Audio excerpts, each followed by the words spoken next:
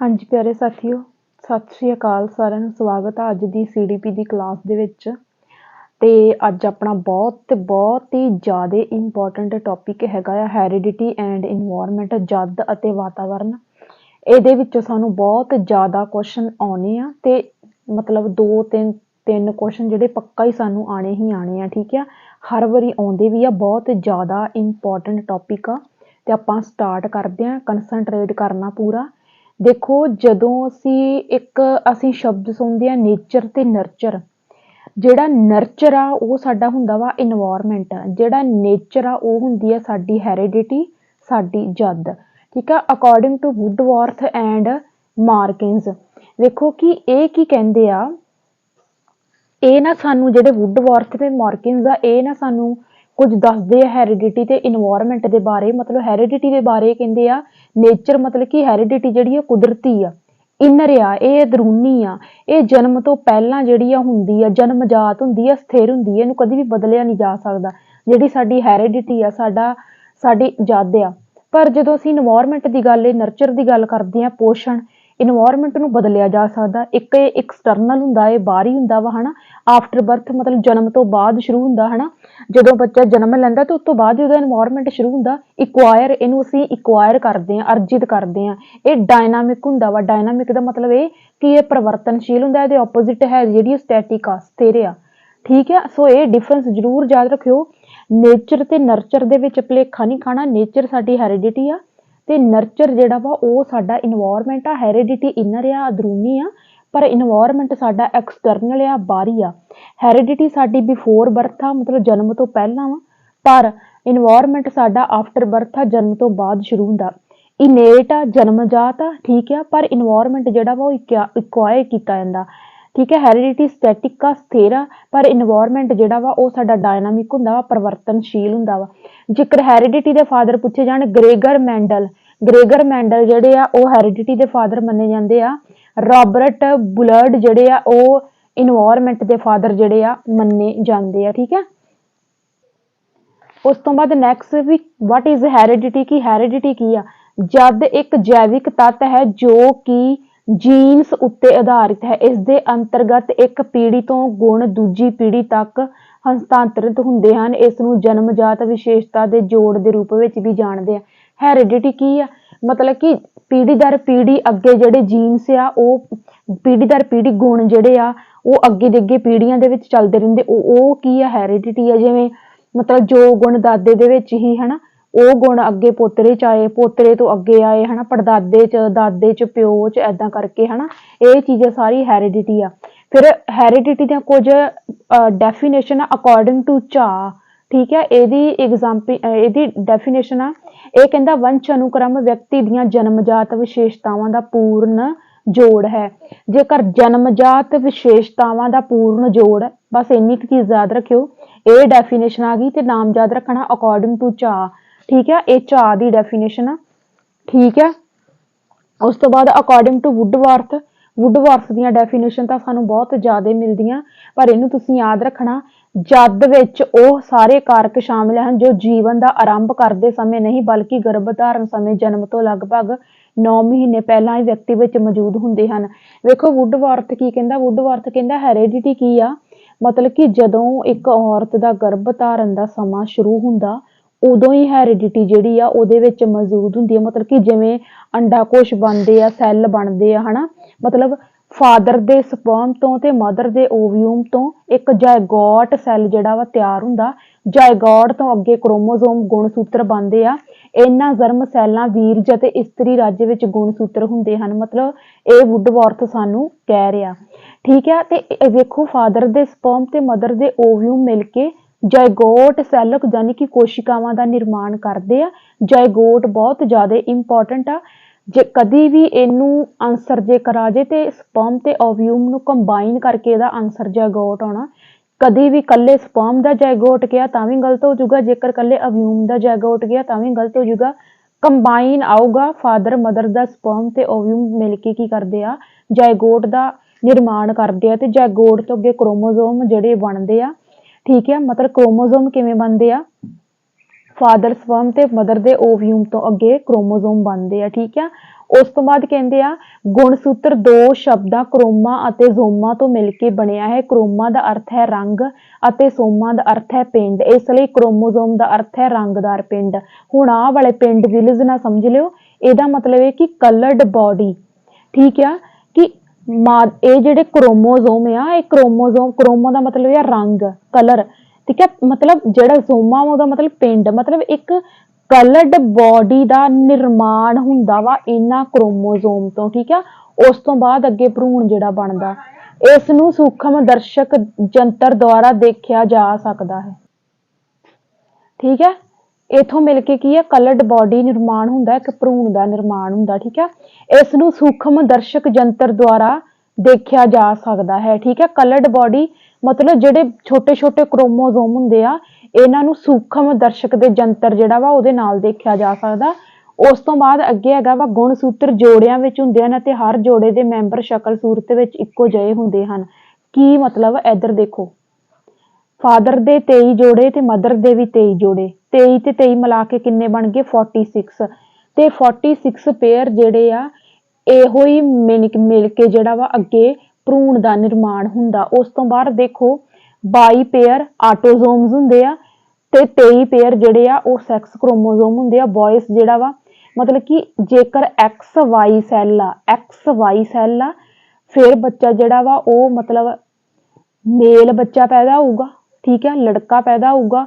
ਜੇਕਰ XX cell ਆ ਤੇ ਫਿਰ ਲੜਕੀ ਪੈਦਾ ਹੋਊਗੀ, ਫਿਰ ਫੀਮੇਲ ਬੱਚਾ ਪੈਦਾ ਹੋਊਗਾ। ਇਹ ਆ ਚੀਜ਼ ਬਹੁਤ ਜ਼ਿਆਦਾ ਇੰਪੋਰਟੈਂਟ ਆ। ਜਿੱਥੇ 22 ਪੇਅਰ ਦੀ ਗੱਲ ਆ ਜੇ, ਉੱਥੇ ਕ੍ਰੋਮੋਜ਼ੋਮ ਨਹੀਂ ਟਿਕ ਕਰਨਾ, ਉੱਥੇ ਆਟੋਜ਼ੋਮਸ ਟਿਕ ਕਰਨਾ, ਕਿਉਂਕਿ ਇਹ ਜਿਹੜੇ ਪੇਅਰ ਆ ਘਟ ਵੀ ਜਾਂਦੇ ਆ ਤੇ ਵੱਧ ਵੀ ਜਾਂਦੇ ਆ। ਬਹੁਤ ਇੰਟਰਸਟਿੰਗ ਕਲਾਸ ਆ। ਮੈਂ ਜਦੋਂ ਇਹ ਵੱਧਦੇ ਆ ਫਿਰ ਕੀ ਹੁੰਦਾ, ਇਹਦਾ ਵੀ ਮੈਂ ਤੁਹਾਨੂੰ ਅੱਗੇ ਜਾ ਕੇ ਦੱਸੂਗੀ। ਅੱਗੇ ਆਪਾਂ ਜਾਂਦੇ ਆ, ਫਿਲਹਾਲ ਤੁਸੀਂ ਇਹ ਯਾਦ ਰੱਖਣਾ XY ਬॉयਜ਼ ਤੇ XX ਗਰਲਸ। ਜੀਨਸ ਤੇ ਆ ਜਾਓ। ਜੀਨ ਜਦ ਦੇ ਵਾਹਕ ਸੂਚਕ ਜਾਂ ਅਸਥਾਨ ਹੁੰਦੇ ਹਨ। ਜੀਨ ਖਾਸ ਲੱਛਣਾਂ ਦੇ ਵਿਕਾਸ ਦਾ ਕਾਰਨ ਬਣਦੇ ਹਨ। ਜੇ ਇਹ ਚੰਗੇ ਜੀਨ ਮਦੀਨ ਦੇ ਚੰਗੇ ਜੀਨਾਂ ਨਾਲ ਮਿਲ ਜਾਣ ਤਾਂ ਬੱਚਾ ਚੰਗੀ ਜੱਦ ਦਾ ਹੋਵੇਗਾ। ਜੇ ਘਟੀਆ ਜੀਨ ਦੇ ਨਾਲ, ਜੀਨ ਕੀ ਆ ਮਤਲਬ ਕਿ ਇਹਦੇ ਵਿੱਚ ਕਹਿੰਦੇ ਕਿ ਜੀਨ ਕੀ ਆ, ਜੀਨ ਜੇਕਰ ਮਤਲਬ ਚੰਗੇ ਜਿਹੜੇ ਕੋਈ ਵੀ ਜੀਨ ਆ, ਜੇ ਉਹ ਚੰਗੇ ਜੀਨ ਦੇ ਨਾਲ ਮਿਲ ਜੂਗਾ ਤੇ ਮਤਲਬ ਬੱਚਾ ਜਿਹੜਾ ਵਾ ਚੰਗੇ ਜੀਨਸ ਦਾ ਪੈਦਾ ਹੋਊਗਾ। ਜੇਕਰ ਉਹ ਜੀਨ ਮਾੜੇ ਜੀਨਸ ਦੇ ਨਾਲ ਮਿਲ ਜਾਣਗੇ ਤੇ ਬੱਚਾ ਮਾੜੇ ਜੀਨਸ ਦਾ ਪੈਦਾ ਹੋਊਗਾ, ਠੀਕ ਹੈ, ਇਹ ਚੀਜ਼ ਆ। ਉਸ ਤੋਂ ਬਾਅਦ ਦੇਖੋ ਡਾਊਨ ਸਿੰਡਰੋਮ ਤੇ ਆ ਜਾਓ। ਡਾਊਨ ਸਿੰਡਰੋਮ ਦੇ ਵਿੱਚ ਕੀ ਹੁੰਦਾ ਵਾ, 21 ਪੇਅਰ, ਇੱਕ ਤਾਂ ਹੁੰਦਾ ਨਾ ਕਿ 23 ਪੇਅਰ, ਹਨਾ, ਇੱਕ ਮਿੰਟ ਮੈਨੂੰ ਪੈਨਸਲ ਲੈ ਲੈਣ ਦਿਓ, ਠੀਕ ਹੈ। ਇੱਕ ਹੁੰਦੇ ਆ ਸਾਡੇ 23 ਪੇਅਰ, 23 ਤੇ 23 ਪੇਅਰ ਮਿਲ ਕੇ ਕਿੰਨੇ ਬਣ ਗਏ ਸਾਡੇ 46। ਇਹਦੇ ਵਿੱਚ ਕੀ ਹੋਊਗਾ ਕਿ ਬੱਚਾ ਜਿਹੜਾ ਵਾ ਜਾਂ ਤਾਂ ਮਤਲਬ ਜੇ ਤਾਂ XY ਸੈੱਲ ਆ ਫਿਰ ਮੁੰਡਾ ਪੈਦਾ ਹੋਊਗਾ, ਜੇਕਰ XY ਸੈੱਲ XX ਆ ਤੇ ਫਿਰ ਲੜਕੀ ਪੈਦਾ ਹੋਊਗੀ। ਪਰ ਵੇਖੋ ਕਿ ਇੱਥੇ ਜਦੋਂ 21 ਪੇਅਰ ਆ, ਮਤਲਬ ਕਿ 21 ਪੇਅਰ ਦਾ ਮਤਲਬ ਇਹ ਵੀ ਪੇਅਰ ਘਟ ਗਏ ਕਿ ਵੇਖੋ ਪੇਅਰ ਕਿੱਦਾਂ ਘਟੇ ਕਿ ਫਾਦਰ ਦਾ ਪੇਅਰ ਘੱਟ ਆ ਤੇ ਮਦਰ ਦੇ ਪੇਅਰ ਜ਼ਿਆਦਾ ਹੋ ਗਏ, ਤੇ ਇਹਦੇ ਨਾਲ ਕੀ ਹੋਊਗਾ, ਟਰਾਇਜ਼ੋਮੀ ਜੀਨਸ ਬਣੂਗਾ। ਟਰਾਇਜ਼ੋਮੀ ਜੀਨਸ ਦਾ ਮਤਲਬ ਇਹ ਆ ਦੇਖੋ ਫਾਦਰ ਦੇ 23 ਤੇ ਮਦਰ ਦੇ 24 ਹੋ ਗਏ, ਠੀਕ ਆ। ਮੈਂ ਤੁਹਾਨੂੰ ਉਹੀ ਸਮਝਾਉਣ ਦੀ ਕੋਸ਼ਿਸ਼ ਕਰ ਰਹੀ ਸੀ ਕਿ ਜਿਹੜੇ ਇਹ ਸਾਡੇ ਪੇਅਰ ਆ, ਇਹ ਨੈਚੁਰਲੀ ਗੱਲ ਆ ਕਿ ਹਨਾ ਕੁਦਰਤ ਵੱਲੋਂ ਹੀ ਆ ਕਿ ਇਹ ਪੇਅਰ ਜਿਹੜੇ ਘਟ ਵੀ ਜਾਂਦੇ ਆ ਵੱਧ ਵੀ ਜਾਂਦੇ ਆ। ਹੁਣ ਵੇਖੋ ਫਾਦਰ ਦੇ ਘਟ ਗਏ ਆ ਤੇ ਮਦਰ ਦੇ ਵੱਧ ਗਏ, 24 ਹੋ ਗਏ, ਯਾਨੀ ਕਿ 47 ਹੋ ਗਏ। ਜਦੋਂ 47 ਹੁੰਦੇ ਆ ਤੇ ਫਿਰ ਕੀ ਹੁੰਦਾ, ਜਦੋਂ ਪੇਅਰ 47 ਹੋ ਜਾਂਦੇ ਆ ਨਾ, ਵੱਧ ਜਾਂਦੇ, ਮਤਲਬ 23 ਪੇਅਰ ਕਿਹਦੇ, ਫਾਦਰ ਦੇ, ਤੇ 24 ਕਿਹਦੇ ਹੋ ਗਏ, ਮਦਰ ਦੇ, ਯਾਨੀ ਕਿ ਪੇਅਰ ਵੱਧ ਗਏ। 23 ਤੇ 24 ਮਿਲ ਕੇ ਸਾਡੇ ਕਿੰਨੇ ਬਣ ਗਏ 47। ਜਦੋਂ 47 ਬਣ ਜਾਂਦੇ ਆ ਤੇ ਉਦੋਂ ਟਵਿੰਸ ਬੱਚੇ ਪੈਦਾ ਹੁੰਦੇ ਆ, ਠੀਕ ਆ। ਤੇ ਇਹ ਟਵਿੰਸ ਬੱਚਿਆਂ ਦੀਆਂ ਕਈ ਕਿਸਮਾਂ ਅੱਗੇ, ਪਹਿਲੀ ਹੈਗੀ ਆ ਆਇਡੈਂਟੀਕਲ ਟਵਿੰਸ। ਆਇਡੈਂਟੀਕਲ ਟਵਿੰਸ ਦੇ ਵਿੱਚ ਕੀ ਹੁੰਦਾ ਵਾ, ਮੋਨੋਜੈਗੋਟ ਟਵਿੰਸ। ਇਹਦੇ ਵਿੱਚ ਕੀ ਹੁੰਦਾ ਵਾ 80 ਤੋਂ 90% ਦੋਨੋਂ ਬੱਚਿਆਂ ਦੇ ਵਿੱਚ ਸਿਮਿਲੈਰਿਟੀ ਆਊਗੀ। ਸਿਮਿਲੈਰਿਟੀ ਮਤਲਬ ਕਿ ਉਹਨਾਂ ਦੇ ਵਿੱਚ ਜਿਹੜੀਆਂ ਉਹਨਾਂ ਦੀਆਂ ਵਿਸ਼ੇਸ਼ਤਾਵਾਂ, ਉਹਨਾਂ ਦੇ ਗੁਣ ਜਿਹੜੇ ਆ ਲਗਭਗ ਸੇਮ ਹੋਣਗੇ, ਸੇਮ ਫੀਚਰ ਹੋਣਗੇ। ਤੇ ਇੱਕ ਚੀਜ਼ ਇਹ ਕਿ ਉਹਨਾਂ ਦਾ ਸੇਮ ਸੈਕਸ ਹੋਊਗਾ, ਮਤਲਬ ਇਹ ਕਿ ਜਾਂ ਆਇਡੈਂਟੀਕਲ ਟਵਿੰਸ ਜਿਹੜੇ ਹੁੰਦੇ ਆ ਇਹਦੇ ਵਿੱਚ ਜਾਂ ਤਾਂ ਦੋਵੇਂ ਮੁੰਡੇ ਪੈਦਾ ਹੋਣਗੇ ਤੇ ਜਾਂ ਤਾਂ ਦੋਵੇਂ ਕੁੜੀਆਂ ਪੈਦਾ ਹੋਣਗੀਆਂ। ਇਹ ਜ਼ਰੂਰ ਯਾਦ ਰੱਖਿਓ। ਆਇਡੈਂਟੀਕਲ ਟਵਿਨਸ ਦੇ ਬਾਰੇ ਇਹ ਚੀਜ਼ ਜ਼ਰੂਰ ਯਾਦ ਰੱਖਿਓ, ਠੀਕ ਆ। ਇਹਦੇ ਵਿੱਚ ਪਤਾ ਕੀ ਹੈ, ਆਇਡੈਂਟੀਕਲ ਟਵਿਨਸ ਦੇ ਵਿੱਚ ਜਿਹੜੇ ਜਾਗੋਟ ਸੈੱਲ ਆ ਉਹਦੇ ਵਿੱਚ ਮੋਨੋਜੈਗੋਟ ਜੀਨਸ ਜਿਹੜੇ ਬਣ ਜਾਂਦੇ, ਜਿਹਨੂੰ ਅਸੀਂ ਮੋਨੋਜੈਗੋਟ ਟਵਿਨਸ ਵੀ ਅਸੀਂ ਇਹਨੂੰ ਕਹਿ ਦਿੰਦੇ ਹਾਂ। ਫਿਲਹਾਲ ਤੁਸੀਂ ਆਇਡੈਂਟੀਕਲ ਟਵਿਨਸ ਯਾਦ ਰੱਖਣਾ। ਤੇ ਇਹ ਵੀ ਤੁਹਾਨੂੰ ਪਤਾ ਹੋਣਾ ਜਿੱਦਾਂ ਵਾ ਕਿ ਟਵਿਨਸ ਬੱਚੇ ਕਦੋਂ ਪੈਦਾ ਹੁੰਦੇ ਆ, ਜਦੋਂ ਮਦਰ ਦਾ ਪੇਅਰ ਇੱਕ ਵੱਧ ਜਾਂਦਾ ਵਾ, ਉਦੋਂ ਜਦੋਂ 47 ਜੋੜੇ ਹੁੰਦੇ ਉਦੋਂ ਟਵਿਨਸ ਬੱਚੇ ਪੈਦਾ ਹੁੰਦੇ ਆ। ਆਇਡੈਂਟੀਕਲ ਟਵਿਨਸ ਸੇਮ ਫੀਚਰ, ਬਹੁਤ ਜ਼ਿਆਦਾ ਸਿਮਿਲੈਰਿਟੀ ਪਾਈ ਜਾਂਦੀ ਆ।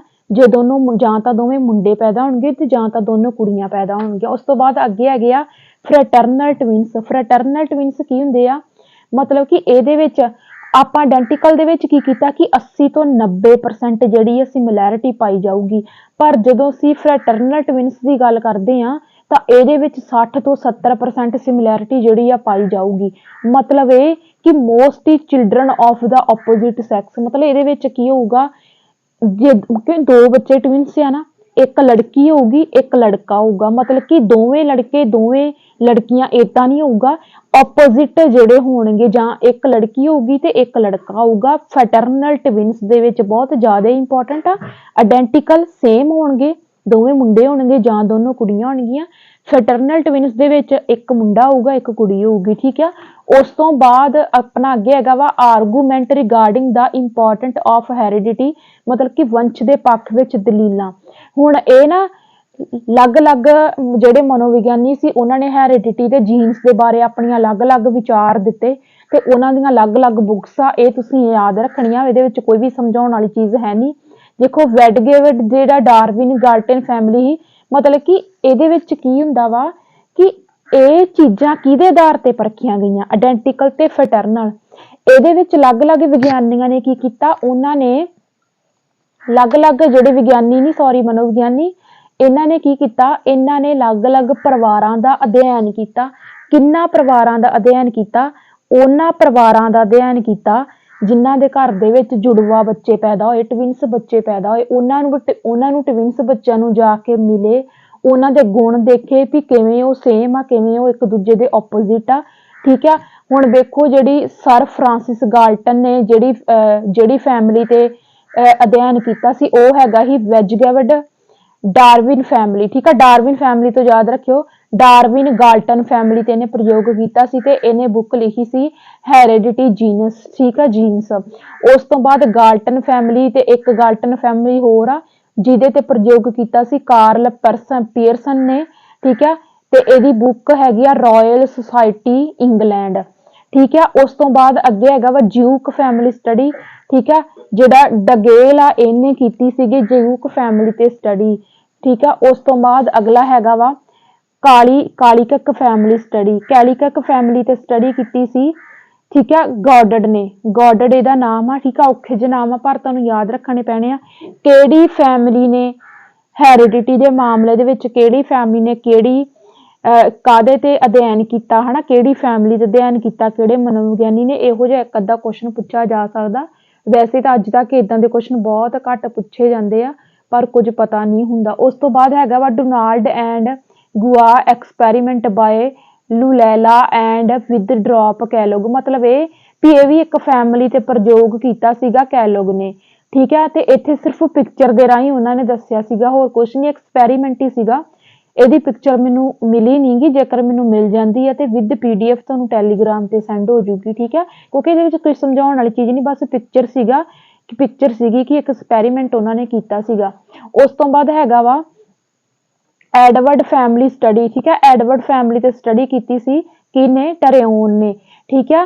ਟਰਿਓਨ ਨੇ ਪ੍ਰਯੋਗ ਕੀਤਾ ਸੀ 1940 ਈਸਵੀ ਦੇ ਵਿੱਚ, ਕਿਹਦੇ ਤੇ, ਚੂਹਿਆਂ ਤੇ ਕੀਤਾ ਸੀਗਾ। ਹੁਣ ਦੇਖੋ ਜਦੋਂ ਅਸੀਂ ਗੱਲ ਕਰਦੇ ਆ, ਇਹਨੇ ਨਾ 1900 ਜਿਹੜਾ ਟਰੋਇਨ ਸੀ ਹਨਾ, ਇਹਨੇ ਕੀ ਕੀਤਾ, ਇਹਨੇ 8 ਪੀੜ੍ਹੀਆਂ, ਚੂਹਿਆਂ ਦੀਆਂ 8 ਪੀੜ੍ਹੀਆਂ ਤੇ ਪ੍ਰਯੋਗ ਕੀਤਾ ਸੀ 1940 ਈਸਵੀ ਦੇ ਵਿੱਚ, ਤੇ ਫਿਰ ਇਹਨੇ ਥਿਊਰੀ ਦਿੱਤੀ ਸੀ ਹੈਰੀਡਿਟੀ ਦੀ। ਉਸ ਤੋਂ ਬਾਇਓਮੈਟਰੀ ਥਿਊਰੀ, ਜੀਵ ਗਿਣਤੀ ਦਾ ਸਿਧਾਂਤ ਆਉਂਦਾ ਵਾ। ਬਾਇਓਮੈਟਰੀ ਥਿਊਰੀ ਬਹੁਤ ਜ਼ਿਆਦਾ ਇੰਪੋਰਟੈਂਟ ਆ, ਠੀਕ ਆ। ਕਿਹਨੇ ਦਿੱਤੀ, ਫਰਾਂਸਿਸ ਗਾਲਟਨ ਨੇ, ਬਹੁਤ ਜ਼ਿਆਦਾ ਇੰਪੋਰਟੈਂਟ ਆ ਬਾਇਓਮੈਟਰੀ ਥਿਊਰੀ, ਇਹਨੂੰ ਜ਼ਰੂਰ ਯਾਦ ਰੱਖਿਓ, ਠੀਕ ਆ, ਜ਼ਰੂਰ ਯਾਦ ਰੱਖਿਓ ਇਹਨੂੰ, ਠੀਕ ਹੈ। ਤੇ ਇਹਦੀ ਬੁੱਕ ਆਈ ਸੀ ਹੈਰੀਡਿਟੀ ਜੀਨਸ, ਠੀਕ ਆ। ਜਦ ਦਾ ਸੰਬੰਧ ਤਤਕਾਲੀਨ ਕੇਵਲ ਮਾਪਿਆਂ ਨਾਲ ਨਾ ਹੋ ਸਕੇ ਦ੍ਰਿੜੇ ਬਜ਼ੁਰਗਾਂ ਨਾਲ ਹੁੰਦਾ। ਹੁਣ ਮੈਂ ਤੁਹਾਨੂੰ ਇਹ ਕਹਿ ਰਹੀ ਕਿ ਬਾਇਓਮੈਟ੍ਰਿਕ ਥਿਊਰੀ ਕਿਉਂ ਜ਼ਿਆਦਾ ਇੰਪੋਰਟੈਂਟ ਆ, ਕਿਉਂਕਿ ਇੱਕੋ ਇੱਕ ਫਰਾਂਸਿਸ ਗਾਲਟਨ ਸੀ ਜਿਹੜਾ ਇਹ ਕਹਿੰਦਾ ਕਿ ਹੈਰੀਡਿਟੀ ਸਿਰਫ ਬੱਚੇ ਨੂੰ ਮਾਂ ਪਿਓ ਤੋਂ ਨਹੀਂ ਮਿਲਦੀ, ਉਹ ਹੈਰੀਡਿਟੀ ਸਾਡੇ ਦਾਦਾ ਦਾਦੀ ਤੋਂ ਵੀ ਮਿਲਦੀ ਆ, ਸਾਨੂੰ ਨਾਨਾ ਨਾਨੀ ਤੋਂ ਵੀ ਮਿਲਦੀ ਆ, ਪੜਦਾਦਾ ਪੜਦਾਦੀ ਤੋਂ ਵੀ ਮਿਲਦੀ ਆ, ਪੜਨਾਨਾ ਪੜਨਾਨੀ ਤੋਂ ਵੀ ਮਿਲਦੀ ਆ। ਦੇਖੋ ਇਹਦੇ ਵਿੱਚ ਇਹ ਕੀ ਕਹਿੰਦਾ, ਇਹ ਕਹਿੰਦਾ ਕਿ ਜੇਕਰ 50% ਹੈਰੀਡਿਟੀ ਬੱਚੇ ਦੇ ਵਿੱਚ ਪੇਰੈਂਟਸ ਦੀ ਆ ਤੇ ਜਿਹੜੇ ਉੱਤੇ ਵਾਲੇ 50 ਬਚਦੇ ਆ ਉਹਦੇ ਵਿੱਚ 25 ਦਾਦਾ ਦੀ ਹੋ ਸਕਦੀ ਜਾਂ 25 ਦਾਦੀ ਦੀ ਹੋ ਸਕਦੀ ਆ, ਜਾਂ ਫਿਰ 25 ਨਾਨੇ ਦੀ ਹੋ ਸਕਦੀ ਆ, ਜਾਂ ਫਿਰ 25 ਨਾਨੀ ਦੀ ਹੋ ਸਕਦੀ ਆ। ਇਹ ਸਾਰਾ ਸਿਸਟਮ ਇਹਨਾਂ ਨੇ ਦੱਸਿਆ ਵਾ। ਆਹ ਦੇਖੋ 25 ਜਿਹੜੇ ਆ ਮਿਲ ਕੇ ਜਿਹੜੇ ਆ, ਮਤਲਬ ਇਹਦੇ ਵਿੱਚ ਗ੍ਰੈਂਡ ਪੇਰੈਂਟਸ ਵੀ ਆ ਜਾਣਗੇ, ਗ੍ਰੈਂਡ ਪੇਰੈਂਟਸ ਦੀ ਹੈਰੀਡਿਟੀ ਵੀ ਬੱਚੇ ਦੇ ਵਿੱਚ ਆਉਂਦੀ ਆ, ਗ੍ਰੇਟ ਗ੍ਰੈਂਡ ਪੇਰੈਂਟਸ ਦੀ ਹੈਰੀਡਿਟੀ ਵੀ ਬੱਚੇ ਦੇ ਵਿੱਚ ਆਉਂਦੀ ਆ। ਬਾਇਓਮੈਟ੍ਰਿਕ ਥਿਊਰੀ ਆ, ਇਸ ਚੀਜ਼ ਨੂੰ ਜ਼ਰੂਰ ਧਿਆਨ ਦੇ ਵਿੱਚ ਰੱਖਿਓ, ਠੀਕ ਆ। ਉਸ ਤੋਂ ਬਾਅਦ ਮੈਂਡਲਿਜ਼ਮ ਆ, ਯਾਨੀ ਕਿ ਮੈਂਡਲਵਾਦ। ਗ੍ਰੇਗਰ ਮੈਂਡਲ ਨੇ ਜਿਹੜਾ ਦਿੱਤਾ ਸੀਗਾ known as father of father of heredity, ਇਹਨੂੰ ਫਾਦਰ ਆਫ ਹੈਰੀਡਿਟੀ ਦੇ ਨਾਮ ਨਾਲ ਜਾਣਿਆ ਜਾਂਦਾ ਵਾ, ਗ੍ਰੇਗਰ ਮੈਂਡਲ, ਠੀਕ ਹੈ। ਇਹਨੇ ਮੈਂਡਲਵਾਦ ਦਾ ਸਿਧਾਂਤ ਦਿੱਤਾ ਸੀਗਾ, ਜਿਹਦੇ ਵਿੱਚ ਇਹਨੇ ਕੀ ਦਿੱਤੇ ਸੀ, ਹੈਰੀਡਿਟੀ ਦੇ 3 ਲਾਅ ਦਿੱਤੇ ਸੀ। ਇਸੇ ਕਰਕੇ ਇਹ ਵੀ ਬਹੁਤ ਜ਼ਿਆਦਾ ਇੰਪੋਰਟੈਂਟ ਆ। ਕਿਉਂਕਿ ਜੇ ਹੁਣ ਇਹਨੂੰ ਫਾਦਰ ਕਿਉਂ ਕਿਹਾ ਗਿਆ ਹੈਰੀਡਿਟੀ ਦਾ, ਕਿਉਂਕਿ ਇਹਨੇ ਹੈਰੀਡਿਟੀ ਦੇ 3 ਲਾਅ ਦਿੱਤੇ ਸੀਗੇ। ਪਹਿਲੇ ਲਾਅ ਦੇ ਵਿੱਚ ਕਹਿੰਦਾ ਵਾ ਲਾਅ ਆਫ ਸਿਮਿਲੈਰਿਟੀ, ਠੀਕ ਹੈ, ਮਤਲਬ ਲਾਈਕ ਬੈਗਟਸ ਲਾਈਕ, ਮਤਲਬ ਜਿਵੇਂ ਦੇ ਮਾਤਾ ਪਿਤਾ ਹੋਣਗੇ ਉਵੇਂ ਦੇ ਹੀ ਬੱਚੇ ਹੋਣਗੇ, ਠੀਕ ਆ। ਲਾਅ ਆਫ ਵੈਰੀਏਸ਼ਨ ਦੇ ਮਤਲਬ ਵਿੱਚ ਇਹ ਕਹਿੰਦਾ ਵਿਭਿੰਨਤਾ ਦਾ ਨਿਯਮ, ਮਤਲਬ ਬੱਚੇ ਮਾਤਾ ਪਿਤਾ ਵਰਗੇ ਨਾ ਹੋ ਕੇ ਵੱਖਰੀ ਕਿਸਮ ਦੇ ਹੋ ਸਕਦੇ ਹਨ, ਜਿਵੇਂ ਰੰਗ, ਕੱਦ, ਭਾਰ ਆਦਿ ਦੇ ਆਧਾਰ ਤੇ, ਠੀਕ ਆ। ਉਸ ਤੋਂ ਬਾਅਦ ਤੀਜਾ ਲਾਅ ਇਹ ਕਹਿੰਦਾ ਵਾ ਲਾਅ ਆਫ ਰਿਗਰੈਸ਼ਨ, ਵਿਪਰੀਤ ਗੁਣਾਂ ਦਾ ਨਿਯਮ। ਵਿਪਰੀਤ ਗੁਣਾਂ ਦਾ ਨਿਯਮ ਪਤਾ ਕੀ ਆ, ਜੇਕਰ ਫਾਦਰ ਇੰਟੈਲੀਜੈਂਟ ਆ ਤੇ ਉਹਦਾ ਸਨ ਉਹਦੇ ਨਾਲੋਂ ਕਿਤੇ ਪ੍ਰੋਫਾਊਂਡਲੀ ਗਿਫਟਡ ਹੋਊਗਾ, ਪ੍ਰੋਫਾਊਂਡਲੀ ਗਿਫਟਡ ਵੀ ਫਾਦਰ ਨਾਲੋਂ ਕਿਤੇ ਜ਼ਿਆਦਾ ਇੰਟੈਲੀਜੈਂਟ ਹੋਊਗਾ, ਇਹਨੂੰ ਕਹਿੰਦੇ ਆ ਲਾਅ ਆਫ ਰਿਗਰੈਸ਼ਨ। ਔਸਤ ਵੱਲ ਵਧਣ ਦੀ ਪ੍ਰਵਿਰਤੀ, ਔਸਤ ਵੱਲ ਵਧਣ ਦੀ ਪ੍ਰਵਿਰਤੀ, ਠੀਕ ਆ। ਮਤਲਬ ਕਿ ਜੇਕਰ ਫਾਦਰ ਇੰਟੈਲੀਜੈਂਟ ਆ ਤੇ ਉਹਦਾ ਅੱਗੋਂ ਬੱਚਾ ਪ੍ਰੋਫਾਊਂਡਲੀ ਗਿਫਟਡ ਹੋਊਗਾ, ਠੀਕ ਆ। ਉਸ ਤੋਂ ਬਾਅਦ ਹੈਗਾ ਵਾ ਪ੍ਰਿੰਸੀਪਲ ਆਫ ਹੈਰੀਡਿਟੀ, ਮਤਲਬ ਹੈਰੀਡਿਟੀ ਦੇ ਪ੍ਰਿੰਸੀਪਲ ਆ ਜਾਂਦੇ। ਪਹਿਲਾ ਹੈਗਾ ਵਾ ਪ੍ਰਿੰਸੀਪਲ ਆਫ ਡੋਮੀਨੈਂਸ, ਪ੍ਰਭਾਵਸ਼ੀਲਤਾ ਦਾ ਨਿਯਮ, ਕਿ ਹੈਰੀਡਿਟੀ ਜਿਹੜੀ ਆ ਬੱਚੇ ਦੇ ਗੁਣਾਂ ਤੇ ਪ੍ਰਭਾਵ ਪਾਉਂਦੀ ਆ, ਹਨਾ। ਪ੍ਰਿੰਸੀਪਲ ਆਫ ਸੈਗਰੇਸ਼ਨ, ਅਲਗਾਵ ਦਾ ਨਿਯਮ, ਮਤਲਬ ਅਲਗਾਵ ਦਾ ਸੈਗਰੇਸ਼ਨ ਹੁੰਦਾ ਵਾ ਵੱਖ-ਵੱਖ ਕਰਨਾ, ਮਤਲਬ ਕਿ ਸਾਡੀ ਹੈਰੀਡਿਟੀ ਦੇ ਵਿੱਚ, ਕਿਉਂਕਿ ਜਦੋਂ ਇਹਨਾਂ ਨੇ ਐਕਸਪੈਰੀਮੈਂਟ ਕੀਤੇ ਉਹਦੇ ਵਿੱਚ ਇਹ ਦੱਸਦੇ ਆ ਕਿ ਜੇ ਹੁਣ ਟਵਿੰਸ ਬੱਚਿਆਂ ਦੀ ਐਗਜ਼ਾਮਪਲ ਲੈ ਲਓ, ਉਹਦੇ ਵਿੱਚ ਤਾਂ ਇੱਕ ਦੂਜੇ ਤੋਂ ਆਪੋਜ਼ਿਟ ਵੀ ਗੁਣ ਉਹਨਾਂ ਦੇ ਵਿੱਚ ਹੁੰਦੇ ਆ ਨਾ, ਠੀਕ ਹੈ। ਇਹੀ ਨਿਯਮ ਕੀ ਹੈ, ਇਹੀ ਸਿਧਾਂਤ ਕੀ ਆ, ਪ੍ਰਿੰਸੀਪਲ ਆਫ ਸੈਗਰੇਸ਼ਨ। ਉਸ ਤੋਂ ਬਾਅਦ ਹੈਗਾ ਪ੍ਰਿੰਸੀਪਲ ਆਫ ਇੰਡੀਪੈਂਡੈਂਟ ਅਸੋਰਟਮੈਂਟ, ਮਤਲਬ ਵਰਗੀਕਰਨ। ਵਰਗੀਕਰਨ ਦਾ ਮਤਲਬ ਇਹ ਆ ਕਿ ਇੱਕ ਕੋਈ ਵੀ, ਜਿੱਦਾਂ ਹੁਣ ਟਵਿੰਸ ਬੱਚੇ ਦੀ ਐਗਜ਼ਾਮਪਲ ਲੈ ਲਓ ਜਾਂ ਸਿੰਗਲ ਬੱਚੇ ਦੀ ਐਗਜ਼ਾਮਪਲ ਲੈ ਲਓ, ਹਨਾ, ਤੇ ਇੱਕ ਬੱਚਾ ਜਾਂ ਹੁਣ ਇੱਕੋ ਮਾਂ ਪਿਓ ਦੇ 2 ਬੱਚੇ, ਹਨਾ, ਵੇਖੋ ਇੱਕ ਬੱਚਾ ਬਾਹਲਾ ਇੰਟੈਲੀਜੈਂਟ ਹੁੰਦਾ ਤੇ ਇੱਕ ਬੱਚਾ ਨਲਾਇਕ ਹੁੰਦਾ, ਹਨਾ, ਇੱਕ ਬੱਚਾ ਗੋਰਾ ਵੀ ਹੋ ਸਕਦਾ, ਇੱਕ ਬੱਚਾ ਕਾਲਾ ਵੀ ਹੋ ਸਕਦਾ। ਇਹ ਆ ਇੰਡੀਪੈਂਡੈਂਟ ਅਸੋਰਟਮੈਂਟ, ਮਤਲਬ ਹੈਰੀਡਿਟੀ ਦਾ ਵਰਗੀਕਰਨ, ਇਹ ਦਾ ਸਿਧਾਂਤ ਆ। ਉਸ ਤੋਂ ਬਾਅਦ ਅਗਲਾ ਆ ਜਾਂਦਾ ਵਾ ਲੈਮਾਰਕਿਜ਼ਮ, ਠੀਕ ਹੈ। ਲੈਮਾਰਕਵਾਦ, ਥਿਊਰੀ ਆਫ ਇਵੈਲੂਏਸ਼ਨ, ਜੈਵ ਵਿਕਾਸ, ਮਤਲਬ ਕਿ ਲੈਮਾਰਕਵਾਦ ਕੀ ਸੀ, ਜੈਵ ਵਿਕਾਸ ਤੇ ਸਿਧਾਂਤ ਜਿਹੜਾ ਸੀਗਾ ਇਹਨਾਂ ਨੇ ਦਿੱਤਾ ਸੀਗਾ, ਥਿਊਰੀ ਦਿੱਤੀ ਸੀ ਇਹਨਾਂ ਨੇ ਜੈਵ ਵਿਕਾਸ ਤੇ। ਇਹਦੀ ਬੁੱਕ ਸੀਗੀ ਫਿਲਾਸਫੀ ਜੋਗਲੋਜੀ, ਠੀਕ ਹੈ, ਇਹ ਇਹਦੀ ਬੁੱਕ ਸੀਗੀ। ਤੇ ਇਹਦੇ ਵਿੱਚ ਹੁਣ ਜੈਵ ਵਿਕਾਸ ਕੀ ਹੈ, ਇਹਨੂੰ ਧਿਆਨ ਦੇ ਨਾਲ ਸਮਝਿਓ, ਮਤਲਬ ਕਿਸੇ ਪ੍ਰਜਾਤੀ ਦੇ ਲੰਬੇ ਸਮੇਂ ਤੱਕ ਹੌਲੀ ਹੌਲੀ ਅਤੇ ਲਗਾਤਾਰ ਪਰਿਵਰਤਨ ਦੇ ਨਾਲ ਨਵੀਂ ਪ੍ਰਜਾਤੀ ਦੀ ਉਤਪਤੀ ਜੈਵ ਵਿਕਾਸ ਹੁੰਦਾ ਹੈ। ਲੈਮਾਰਕ ਦਾ ਮੰਨਣਾ ਹੈ ਕਿ ਜੀਵਨ ਦੀ ਰੱਖਿਆ ਦੇ ਲਈ ਪ੍ਰਾਣੀ ਜੋ ਵਿਸ਼ਿਸ਼ਟ ਗੁਣ ਗ੍ਰਹਿਣ ਕਰਦਾ ਹੈ ਉਸ ਦਾ ਸੰਚਾਰ ਹੁੰਦਾ ਹੈ। ਮਤਲਬ ਕਿ ਵੀ ਇੱਕ ਕੋਈ ਵੀ ਪ੍ਰਜਾਤੀ, ਇੱਥੇ ਇਕੱਲੇ ਇਨਸਾਨ ਦੀ ਗੱਲ ਨਹੀਂ, ਕੋਈ ਵੀ ਜਾਨਵਰ, ਪੰਛੀ ਕੋਈ ਵੀ ਲੈ ਲਓ, ਕੋਈ ਵੀ ਪ੍ਰਜਾਤੀ ਕੀ ਆ, ਲੰਮੇ ਸਮੇਂ ਤੱਕ ਹੌਲੀ ਹੌਲੀ ਉਹਦੇ ਵਿੱਚ ਪਰਿਵਰਤਨ ਆਉਂਦਾ ਰਹਿੰਦਾ, ਹਨਾ। ਤੇ ਫਿਰ ਇਸ ਤੋਂ ਅੱਗੇ ਹੀ ਜਿਹੜੀ ਉਤਪਤੀ ਹੁੰਦੀ, ਅੱਗੇ ਤੋਂ ਅੱਗੇ ਪੀੜ੍ਹੀਆਂ ਦੀ ਉਤਪਤੀ ਹੁੰਦੀ ਆ, ਉਹਨੂੰ ਆਪਾਂ ਕਿਹਦੇ ਨਾਮ ਨਾਲ ਜਾਣਦੇ ਆ, ਜੈਵ ਵਿਕਾਸ ਦੇ ਨਾਮ ਨਾਲ ਜਿਹੜਾ ਇਹਨੂੰ ਆਪਾਂ ਜਾਣਦੇ ਆ, ਠੀਕ ਹੈ। ਇਹ ਚੀਜ਼ ਆ। ਉਸ ਤੋਂ ਬਾਅਦ ਇਹਦੀ ਅੱਗੇ ਕ੍ਰਿਟਿਸਿਜ਼ਮ ਹੋਈ, ਆਲੋਚਨਾ ਹੋਈ। ਆਲੋਚਨਾ ਕਿੱਦਾਂ ਹੋਈ, ਇੱਕ ਐਕਸਪੈਰੀਮੈਂਟ ਦੇ ਨਾਲ, ਮਤਲਬ ਕਿ ਜੈਵ ਵਿਕਾਸ ਦੀ ਹੁਣ ਇਹਦੇ ਵਿੱਚ ਕੀ ਕਹਿੰਦੇ, ਇਹਦੇ ਵਿੱਚ ਕਹਿੰਦੇ ਕਿ ਹੌਲੀ ਹੌਲੀ ਜਿਹੜਾ ਵਾ ਲਗਾਤਾਰ ਪਰਿਵਰਤਨ ਆਉਂਦਾ ਰਹਿੰਦਾ ਵਾ ਪ੍ਰਜਾਤੀ ਦੇ ਵਿੱਚ ਲੰਮੇ ਸਮੇਂ ਤੱਕ। ਪਰ ਇਹਨੂੰ ਗਲਤ ਕਿੱਦਾਂ, ਇਹਨੂੰ ਇਹਦਾ ਕ੍ਰਿਟਿਸਿਜ਼ਮ ਹੋ ਗਿਆ, ਇਹਦੀ ਆਲੋਚਨਾ ਹੋ ਗਈ ਕਿੱਦਾਂ, ਇੱਥੇ ਅੱਗੇ ਤੁਹਾਨੂੰ ਸਾਰੀ ਸਮਝ ਆ ਜਾਊਗੀ। ਵੇਖੋ ਆਗਸਟ ਵਾਈਜ਼ਮੈਨ ਜਿਹੜਾ ਸੀਗਾ ਨਾ, ਵਾਈਜ਼ਮੈਨ, ਕੱਲਾ ਵਾਈਜ਼ਮੈਨ ਯਾਦ ਰੱਖ ਲਿਓ, ਇਹਨੇ ਚੂਹਿਆਂ ਤੇ ਐਕਸਪੈਰੀਮੈਂਟ ਕੀਤਾ ਸੀ।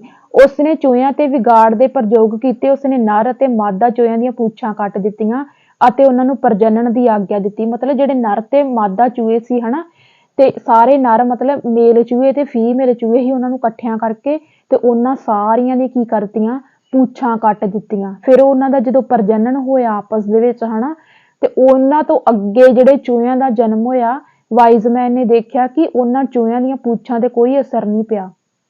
ਠੀਕ ਆ, ਮਤਲਬ ਭਾਵੇਂ ਕਿ ਉਹਨੇ ਕੁਝ ਚੂਹਿਆਂ ਦੀਆਂ ਪੂਛਾਂ ਕੱਟ ਦਿੱਤੀਆਂ ਸੀਗੀਆਂ, ਪਰ ਅੱਗੋਂ ਜਿਹੜੇ ਉਹਨਾਂ ਦੇ ਚੂਹੇ ਪੈਦਾ ਹੋਏ, ਉਹਨਾਂ ਦੀਆਂ ਅੱਗੋਂ ਪੂਛਾਂ ਹੈਗੀਆਂ ਸੀਗੀਆਂ। ਇਸ ਕਰਕੇ ਜੈਵ ਵਿਕਾਸ ਦਾ ਸਿਧਾਂਤ ਜਿਹੜਾ ਵਾ, ਵਾਈਜ਼ਮੈਨ ਨੇ ਇਹਨੂੰ ਗਲਤ ਕਰਤਾ ਸੀਗਾ। ਕਹਿੰਦਾ ਨਹੀਂ, ਜੈਵ ਵਿਕਾਸ ਕਦੀ ਵੀ ਜਿਹੜਾ ਹੌਲੀ ਹੌਲੀ ਲਗਾਤਾਰ ਅੱਗੇ ਨਹੀਂ ਚੱਲਦਾ। ਠੀਕ ਆ, ਇਹ ਚੀਜ਼ ਇਹ ਕਹਿੰਦਾ ਵਾ। ਤੇ ਇਹਨੇ ਮਤਲਬ ਕਿ ਤਾਂ ਹੀ ਤਾਂ ਇਹਦੀ ਆਲੋਚਨਾ ਬਹੁਤ ਸਹੀ ਮੰਨੀ ਜਾਂਦੀ। ਕਿਉਂ? ਕਿਉਂਕਿ ਇਹਨੇ ਇੱਕ ਹੀ ਪੀੜ੍ਹੀ ਤੇ ਐਕਸਪੈਰੀਮੈਂਟ ਨਹੀਂ ਸੀ ਕੀਤਾ, ਇਹਨੇ 21 ਉਸ ਜਿਹੜੇ ਚੂਹਿਆਂ ਤੇ ਇਹਨੇ ਐਕਸਪੈਰੀਮੈਂਟ ਕੀਤਾ ਸੀ ਨਾ, ਉਹਨਾਂ ਚੂਹਿਆਂ ਦੀਆਂ ਇਹ 21 ਪੀੜ੍ਹੀਆਂ ਤੇ ਐਕਸਪੈਰੀਮੈਂਟ ਕਰਦਾ ਰਿਹਾ। 21 ਪੀੜ੍ਹੀਆਂ ਤੇ ਐਕਸਪੈਰੀਮੈਂਟ, ਠੀਕ ਹੈ, ਇਹ ਕਰਦਾ ਰਿਹਾ। ਵਾਈਜ਼ਮੈਨ ਨੇ ਸਿੱਧ ਕੀਤਾ ਕਿ ਜੋ ਵਿਸ਼ੇਸ਼ਤਾਵਾਂ ਕਿਸੇ ਵਿਅਕਤੀ ਦੇ ਜੀਵਨ ਕਾਲ ਦੌਰਾਨ ਵਿਕਸਿਤ ਹੁੰਦੀਆਂ ਹਨ, ਉਹ ਅਗਲੀ ਪੀੜ੍ਹੀ ਸੰਚਾਰਿਤ ਨਹੀਂ ਹੁੰਦੀਆਂ, ਕਿਉਂਕਿ ਉਹ ਕਿਸੇ ਜੀਵ ਦੀ ਅਨੁਵੰਸ਼ਕ ਸਮੱਗਰੀ ਵਿੱਚ ਕੋਈ ਤਬਦੀਲੀ ਨਹੀਂ ਕਰਦੇ। ਮਤਲਬ ਇਹ ਵਾਈਜ਼ਮੈਨ ਕੀ ਕਹਿੰਦਾ ਵਾ, ਵਾਈਜ਼ਮੈਨ ਇਹ ਕਹਿੰਦਾ, ਮੰਨ ਲਓ ਹੁਣ ਜਿਵੇਂ ਹੁਣ ਕੋਈ ਮਨੁੱਖੀ ਆ ਹਨਾ, ਤੇ ਮੰਨ ਲਓ ਕਿ ਉਹਦੀ ਬਰਥ ਤੋਂ ਮਤਲਬ ਜਦੋਂ ਉਹਦਾ ਬਰਥ ਹੋਇਆ ਹਨਾ, ਬਰਥ ਦੇ ਦੌਰਾਨ ਕੋਈ ਵੀ ਉਹਨੂੰ ਫਿਜ਼ੀਕਲ ਕੋਈ ਚੋਟ ਆ ਗਈ, ਜਾਂ ਉਹਦੇ ਕੋਈ ਬੋਡੀ 'ਚ ਕੋਈ ਦਾਗ ਪੈ ਗਿਆ, ਕੁਛ ਪੱਕੀ ਤਰ੍ਹਾਂ ਹੋ ਗਿਆ, ਜਿਹੜਾ ਕਿ ਬੁਢਾਪੇ ਤੱਕ ਉੱਦਾਂ ਹੀ ਰਿਹਾ ਜਾਂ ਕਿੱਦਾਂ। ਤੇ ਆਪਾਂ ਵਾਈਜ਼ਮੈਨ ਇਹ ਕਹਿਣ ਦੀ ਕੋਸ਼ਿਸ਼ ਕਰ ਰਿਹਾ ਵਾ ਕਿ ਏਦਾਂ ਥੋੜ੍ਹੀ ਹੋ ਸਕਦਾ ਕਿ ਆਉਣ ਵਾਲੇ ਜਿਹੜੇ ਉਹਦੇ ਅਗਲੀਆਂ ਪੀੜ੍ਹੀਆਂ ਬੱਚੇ ਵੀ ਹੋਣਗੇ, ਉਹਨਾਂ ਵਿੱਚ ਹੀ ਉਹ ਚੋਟ ਦਾ ਨਿਸ਼ਾਨ, ਦਾਗ ਜਾਂ ਕੁਛ ਏਦਾਂ ਰਹੂਗਾ। ਇਹ ਕਹਿੰਦਾ ਇਹ ਅਨੁਵੰਸ਼ਕ ਸਮੱਗਰੀ ਹੈ, ਇਹਦੇ ਵਿੱਚ ਕੋਈ ਤਬਦੀਲੀ ਨਹੀਂ ਆਉਂਦੀ। ਤੇ ਇਹਨੇ ਚੂਹਿਆਂ ਦੇ ਰਾਹੀਂ ਜਿਹੜਾ ਹੀ ਇਹ ਸਿੱਧ ਕੀਤਾ ਸੀ। ਠੀਕ ਹੈ, ਉਸ ਤੋਂ ਬਾਅਦ ਸਾਈਟੋਲੋਜੀ ਆਉਂਦੀ ਆ, ਕੋਸ਼ਿਕਾ ਵਿਗਿਆਨ। ਕੋਸ਼ਿਕਾ ਵਿਗਿਆਨ ਕੀ ਹੁੰਦੀ ਆ? ਸਟੱਡੀ ਆਫ ਸੈੱਲ, ਮਤਲਬ ਸੈੱਲਾਂ ਦਾ ਅਧਿਐਨ। ਠੀਕ ਆ, ਕੰਟੀਨਿਊਟੀ ਆਫ ਜਰਮ ਪਲਾਜ਼ਮ ਥਿਊਰੀ। ਠੀਕ ਆ, ਬੀਜ ਕੋਸ਼ ਦੀ ਨਿਰੰਤਰਤਾ ਦਾ ਸਿਧਾਂਤ ਜਿਹੜਾ ਸੀਗਾ, ਥਿਊਰੀ ਆਫ ਵਾਈਜ਼ਮੈਨ। ਠੀਕ ਆ, ਆਪਾਂ ਕਰ ਹੀ ਚੁੱਕੇ ਹਾਂ। ਐਕਸਪੈਰੀਮੈਂਟ ਔਨ ਰੈਟਸ, 21 ਪੀੜ੍ਹੀਆਂ ਤੇ ਇਹਨੇ ਪ੍ਰਯੋਗ ਕੀਤਾ ਸੀ। ਧਿਆਨ ਦੇ ਵਿੱਚ ਰੱਖਿਓ, ਇਹੀ 21 ਜਨਰੇਸ਼ਨ ਤੇ ਇਹਨੇ ਪ੍ਰਯੋਗ ਕੀਤਾ। ਇਹੀ ਚੀਜ਼ ਇਹਦੀ ਜ਼ਿਆਦਾ ਇੰਪੋਰਟੈਂਟ ਆ। ਵਾਈਜ਼ਮੈਨ ਦੇ ਅਨੁਸਾਰ ਸਰੀਰ ਦਾ ਨਿਰਮਾਣ ਕਰਨ ਵਾਲੇ ਮੁੱਖ ਜੀਵਾਣੂ ਕਦੇ ਵੀ ਖਤਮ ਨਹੀਂ ਹੁੰਦੇ। ਇਹ ਸ਼ੁਕਰਾਣੂ ਅਤੇ ਅੰਡਜ ਦੇ ਰਾਹੀਂ ਇੱਕ ਪੀੜ੍ਹੀ ਤੋਂ ਦੂਜੀ ਪੀੜ੍ਹੀ ਤੱਕ ਹਸਤਾਂਤਰਿਤ ਹੁੰਦੇ ਰਹਿੰਦੇ ਆ। ਮਤਲਬ ਕਿ ਵਾਈਜ਼ਮੈਨ ਕੀ ਕਹਿੰਦਾ? ਵਾਈਜ਼ਮੈਨ ਕਹਿੰਦਾ ਕਿ ਜਿਹੜਾ ਇੱਕ ਜੀਵਾਣੂ ਆ ਨਾ, ਇੱਕ ਜੀਵਾਣੂ, ਠੀਕ ਆ, ਦੇਖੋ ਪਹਿਲਾਂ ਚਾਹੇ ਇੱਥੇ ਤੁਸੀਂ ਜਾਨਵਰ ਦੀ ਐਗਜ਼ਾਮਪਲ ਲੈ ਲਓ, ਚਾਹੇ ਮਨੁੱਖ ਦੀ ਐਗਜ਼ਾਮਪਲ ਲੈ ਲਓ, ਇੱਕ ਜੀਵਾਣੂ ਜਿਹੜਾ ਵਾ ਨਾ, ਉਹਦੀ ਹੈਰੀਡਿਟੀ ਦਾ ਇੱਕ ਜੀਵਾਣੂ, ਉਹ ਅੱਗੇ ਦੀ ਅੱਗੇ ਪੀੜ੍ਹੀਆਂ ਤੱਕ ਜਿਹੜਾ ਵਾ ਚੱਲਦਾ ਰਹਿੰਦਾ ਵਾ। ਠੀਕ ਆ, ਅੱਗੇ ਅੱਗੇ ਟਰਾਂਸਫਰ ਹੁੰਦਾ ਰਹਿੰਦਾ ਵਾ, ਪੀੜ੍ਹੀ ਦਰ ਪੀੜ੍ਹੀ। ਉਹ ਜਿਹੜਾ ਇੱਕ ਜੀਵਾਣੂ ਆ ਹੈਰੀਡਿਟੀ ਦਾ, ਉਹ ਜਿਹੜਾ ਵਾ ਅੱਗੇ ਚੱਲਦਾ ਰਹਿੰਦਾ। ਉਸ ਤੋਂ ਬਾਅਦ ਆ ਜਾਂਦੀ ਹੈ ਸਾਡੀ ਡਾਰਵਿਨ। ਠੀਕ ਹੈ, ਚਾਰਲਸ ਡਾਰਵਿਨ ਜਿਹੜਾ ਸੀਗਾ, ਇਹਨੇ ਦਿੱਤੀ ਸੀ ਥਿਊਰੀ ਨੈਚੁਰਲ ਸਿਲੈਕਸ਼ਨ ਥਿਊਰੀ, ਕੁਦਰਤੀ ਚੋਣ ਦਾ ਸਿਧਾਂਤ ਹੈ। ਠੀਕ ਆ, ਸਰਵਾਈਵਲ ਆਫ ਦਾ ਫਿਟੈਸਟ, ਯੋਗਾਤਮਕ ਦਾ ਬਚਿਆ ਰਹਿਣਾ। ਮਤਲਬ ਇਹਦੇ ਵਿੱਚ ਕਹਿੰਦਾ ਵਾ ਕਿ ਜੇ ਕੋਈ ਮਨੁੱਖ ਆ ਜਾਂ ਕੋਈ ਵੀ ਮਤਲਬ ਫਿਜ਼ੀਕਲ ਤੌਰ ਤੇ ਉਹ ਫਿੱਟ ਆ ਹਨਾ, ਤੇ ਉਹਦਾ ਇਨਵਾਇਰਮੈਂਟ ਤੇ ਡਿਪੈਂਡ ਕਰਦਾ ਹਨਾ, ਨਾ ਕਿ ਹੈਰੀਡਿਟੀ ਤੇ ਡਿਪੈਂਡ ਕਰਦਾ। ਫਿਰ ਇਹ ਕਹਿੰਦਾ, ਇਹਦੀ ਬੁੱਕ ਆਈ ਸੀ on the reason of species by meaning of natural selection, ਇਹਦੀ ਬੁੱਕ ਦਾ ਨਾਮ ਆ। ਠੀਕ ਆ, ਜ਼ਰੂਰ ਯਾਦ ਰੱਖੋ, ਚਾਰਲਸ ਡਾਰਵਿਨ ਦੀ। ਠੀਕ ਆ, ਵੇਖੋ ਅੱਗੇ ਧਿਆਨ ਦੇ ਨਾਲ ਇਸ ਚੀਜ਼ ਨੂੰ ਸਮਝਿਓ। ਬਰਥ, ਇਨਵਾਇਰਮੈਂਟ, ਬਰਥ ਹੋਇਆ, ਫਿਰ ਇਨਵਾਇਰਮੈਂਟ ਸ਼ੁਰੂ ਹੋਇਆ, ਸਟਰਗਲ ਹੋਇਆ, ਸੰਘਰਸ਼ ਹੋਇਆ, ਅਬਿਲਿਟੀ ਆਈ, ਹੌਲੀ ਹੌਲੀ ਯੋਗਤਾ ਆਈ, ਅਲਾਈਵ, ਹੌਲੀ ਹੌਲੀ ਜਿਉਣਾ ਸਿੱਖਿਆ। ਜਦੋਂ ਵੱਡੇ ਹੋਏ, ਹੌਲੀ ਹੌਲੀ ਲਰਨਿੰਗ ਆਈ, ਸਿੱਖਣਾ, ਹੌਲੀ ਹੌਲੀ ਸਿੱਖਣਾ ਸ਼ੁਰੂ ਕੀਤਾ। ਆਫ ਸਪਰਿੰਗ, ਫਿਰ ਹੌਲੀ ਹੌਲੀ ਅੱਗੇ ਦੀ ਅੱਗੇ ਨਿਊ ਜਨਰੇਸ਼ਨ ਜਿਹੜੀਆਂ ਵਾ ਉਹ ਅੱਗੇ ਬਣਨੀਆਂ ਸ਼ੁਰੂ ਹੋਈਆਂ। ਠੀਕ ਆ, ਆਹ ਸੀਕੁਐਂਸ ਜ਼ਰੂਰ ਯਾਦ ਰੱਖਿਓ। ਸਟਰਗਲ ਹੋਇਆ, ਸਟਰਗਲ ਸੰਘਰਸ਼ ਹੋਇਆ, ਅਬਿਲਿਟੀ ਆਈ, ਹੌਲੀ ਹੌਲੀ ਯੋਗਤਾ ਆਈ, ਅਲਾਈਵ, ਹੌਲੀ ਹੌਲੀ ਜਿਉਣਾ ਸਿੱਖਿਆ, ਲਰਨਿੰਗ ਆਈ, ਸਿੱਖਿਆ। ਕਿਉਂਕਿ ਜਦੋਂ ਵੀ ਅਸੀਂ CDP ਦੀ ਸ਼ੁਰੂਆਤ ਕਰਦੇ ਹਾਂ, ਤੇ ਮੈਂ ਤੁਹਾਨੂੰ ਸਟਾਰਟਿੰਗ ਦੇ ਵਿੱਚ ਹੀ ਦੱਸਿਆ ਸੀਗਾ ਕਿ ਲਰਨਿੰਗ ਜਿਹੜੀ ਆ ਉਹ ਜਾਨਵਰਾਂ ਦੇ ਵਿੱਚ ਵੀ ਹੁੰਦੀ ਆ। ਇਸੇ ਹੀ ਕਰਕੇ ਤੇ ਸਾਡੇ ਮਨੋਵਿਗਿਆਨੀਆਂ ਨੇ ਜਾਨਵਰਾਂ ਤੇ ਪ੍ਰਯੋਗ ਕੀਤੇ ਹਨਾ। ਪਰ ਗੱਲ ਤਾਂ ਸਿਰਫ ਇੱਥੇ ਲੈਂਗੁਏਜ ਦੀ ਆ ਕਿ ਉਹਨਾਂ ਦੇ ਵਿੱਚ ਲੈਂਗੁਏਜ ਨਹੀਂ ਹੁੰਦੀ, ਲਰਨਿੰਗ ਤਾਂ ਉਹਨਾਂ ਵਿੱਚ ਹੁੰਦੀ ਆ ਨਾ। ਆਪਾਂ ਘਰ ਦੇ ਵਿੱਚ ਪਾਲਤੂ ਜਾਨਵਰ ਪਾਲਦੇ ਆ ਤੇ ਆਪਾਂ ਕਿੱਦਾਂ ਕਹਿ ਸਕਦੇ ਆ ਕਿ ਜਾਨਵਰਾਂ ਦੇ ਵਿੱਚ ਲਰਨਿੰਗ ਨਹੀਂ ਹੁੰਦੀ। ਇਸੇ ਹੀ ਕਰਕੇ ਤੇ ਜਾਨਵਰਾਂ ਤੇ ਪ੍ਰਯੋਗ ਹੋ ਕੇ ਸਾਡੇ ਮਨੋਵਿਗਿਆਨੀਆਂ ਨੇ ਉਹਨਾਂ ਨੂੰ ਮਨੁੱਖਾਂ ਤੇ ਜਿਹੜਾ ਵਾ ਇੰਪਲੀਮੈਂਟ ਕੀਤਾ ਆ। ਉਸ ਤੋਂ ਬਾਅਦ ਸਾਡਾ ਇਨਵਾਇਰਮੈਂਟ ਤੇ ਆ ਜਾਓ। ਠੀਕ ਆ, ਅਕੋਰਡਿੰਗ ਟੂ ਵੁੱਡਵਰਥ ਵਾਤਾਵਰਨ ਉਹਨਾਂ ਤੱਤਾਂ ਨੂੰ ਸ਼ਾਮਿਲ ਕਰਦਾ ਜਿਨ੍ਹਾਂ ਨੂੰ ਵਿਅਕਤੀ ਨੂੰ ਜੀਵਨ ਆਰੰਭ ਕਰਨ ਸਮੇਂ ਪ੍ਰਭਾਵਿਤ ਕਰਦਾ ਹੈ। ਮਤਲਬ ਕਿ ਜੀਵਨ ਆਰੰਭ ਹੋਣ ਤੋਂ ਪਹਿਲਾਂ ਹੈਰੀਡਿਟੀ ਆ, ਜਦੋਂ ਜੀਵਨ ਆਰੰਭ ਹੋ ਗਿਆ, ਬੱਚੇ ਦਾ ਬਰਥ ਹੋ ਗਿਆ, ਉਦੋਂ ਬੱਚੇ ਦਾ ਇਨਵਾਇਰਮੈਂਟ ਸ਼ੁਰੂ ਹੁੰਦਾ, ਇਹ ਵੁੱਡਵਰਥ ਕਹਿ ਰਿਹਾ। ਉਸ ਤੋਂ ਬਾਅਦ ਅਕੋਰਡਿੰਗ ਟੂ ਰੌਸ ਕਹਿੰਦਾ ਹੈ ਕਿ ਵਾਤਾਵਰਨ ਇੱਕ ਬਾਹਰੀ ਬਲ ਸ਼ਕਤੀ ਹੈ ਜੋ ਸਾਨੂੰ ਪ੍ਰਭਾਵਿਤ ਕਰਦੀ ਆ। ਠੀਕ ਆ, ਉਹ ਤਾਂ ਸਾਨੂੰ ਪਤਾ ਹੀ ਆ ਕਿ ਇਨਵਾਇਰਮੈਂਟ ਬਾਹਰੀ ਆ, ਹੈਰੀਡਿਟੀ ਅੰਦਰੂਨੀ ਆ, ਉਹ ਇਨਰ ਆ।